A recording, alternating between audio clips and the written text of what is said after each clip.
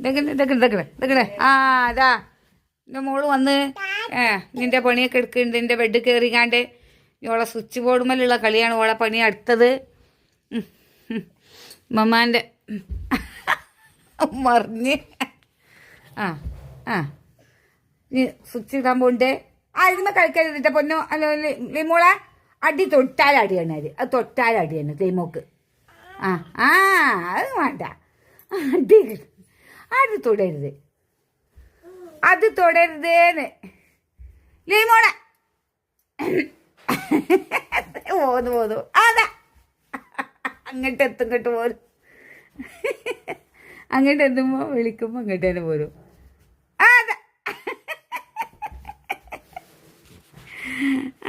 ഒരു ആടി